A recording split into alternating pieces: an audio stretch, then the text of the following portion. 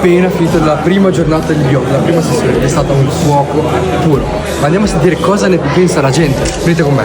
Abbiamo appena finito il primo giorno di Beyond. Cosa pensi? Cosa ti hai provato? Tanto c'ero io, le aspettative erano qua ed è stato tutto perfetto, dalla lode alla parola che ha dato alla Chiesa, secondo me ha toccato tanti cuori e sono gasatissima per domani. Amen. Chiediamo un po' ad altre persone, venite con noi. Buongiorno, scusate ragazzi, ma è appena finito il primo giorno di Beyond, la prima sessione, ed è stata fantastica. Tu cosa ne pensi? Cosa vuoi dire ai nostri amici a casa? Che non sono qua? Guarda, avete perso veramente un giorno fantastico pieno della presenza di Dio. Adesso è la tua volta. Cosa hai pensato? Cosa hai provato in questa prima sera di Beyond? Guarda, tutti coloro che sono stati qui questa sera veramente hanno provato abbastanza di Dio. Si vede per terra che è pieno di lacrime.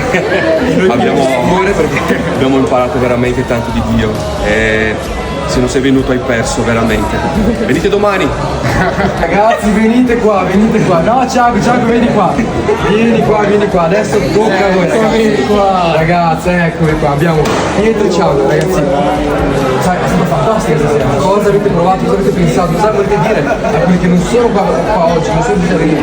No, troppe emozioni, guarda. Veramente stato stupendo, sensazione unica. A me ragazzi, e se lo dicono loro, amiche. Ragazzi, mi stanno interrompendo, vi chiedo subito. Però è finita la prima giornata di Beyond. Abbiamo qua Luca, Edo e Aida. Cosa pensate? Cosa avete provato in questa prima giornata di Beyond?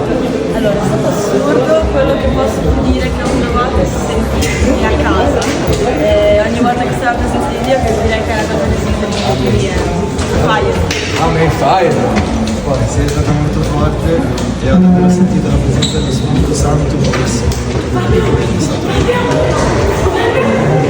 Sì, esatto, come Edo ho sentito molto lo Spirito che si muoveva in noi e tra di noi, no? E io penso che quando siamo ripieni dello Spirito è come un vaso che proprio sempre ne proprio per noi e quindi si vede che inizia a dare a tutti, no? E penso che anche nel posto in cui siamo può essere una benedizione per il posto in cui siamo, per le persone che sono qua.